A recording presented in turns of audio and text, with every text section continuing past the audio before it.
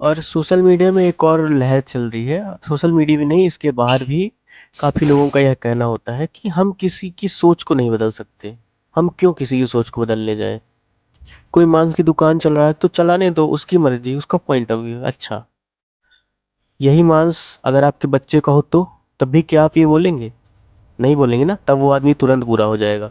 तब फिर उसका एनवायरनमेंट का ख्याल नहीं आएगा, उसकी सोच का ख्याल नहीं आएगा कि हम कैसे बदल सकते हैं। ये स्वार्थ की बात होती है कि जब तक अपने पे ना बीते ना, तब तक कुछ करो मत, तब तक सामने वाला सब सही कर रहा है।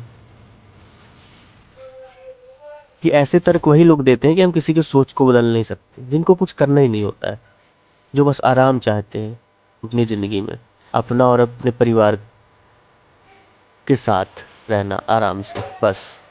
और अगर इस आधार पे दुनिया चलने लगेगी कि सबकी अपनी अपनी सोच होती है, हम बदल नहीं सकते, वो उनके एनवायरनमेंट की वजह से हुआ है, तो फिर जुडिशियरी क्या कर रही है यहाँ पे? इतने सारे जेल क्यों बने हुए हैं? तब तो जो भी अपराधी होता है, जो रेप करता है, मर्डर करता है, तो वो भी तो उसके एनवायरनमेंट से आ रहा है ना, तो फिर वो कैसे गलत हो गया? जो आतंकवादी होते हैं, जो अ, हिंसा करते हैं, हर जगह बॉम्ब फोड़ते हैं और बहुत सही तरीके से हिंसा करते हैं, तो वो भी तो उनके एनवायरनमेंट का हिस्सा है। उन्हें वो बचपन से सिखाया गया है कि आपको जन्नत मिलेगी और बहुत सारे तरीके के लालच दिए जाते हैं। तब तो फिर इसमें इस हिसाब से फिर उन आतंकवादियों की भी कोई गलती नहीं है, क्योंकि उनका भी तो एनवायरनमेंट है ना वो। उन्हें बचपन से यही सिखाया गया है, तब तो फिर वो भी गलत नहीं है। फिर सब कुछ सही हो गया, पूरी दुनिया में जो भी हो रहा है सब कुछ सही हो गया।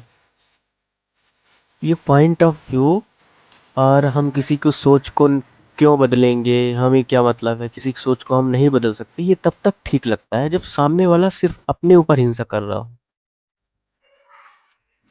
उसकी बेवकूफ़ियों से दुनिया में कोई फ़र्क नहीं पड़ रहा हो, उसकी बेवकूफ़ियों से क्लाइमेट चेंज नहीं हो रहा हो।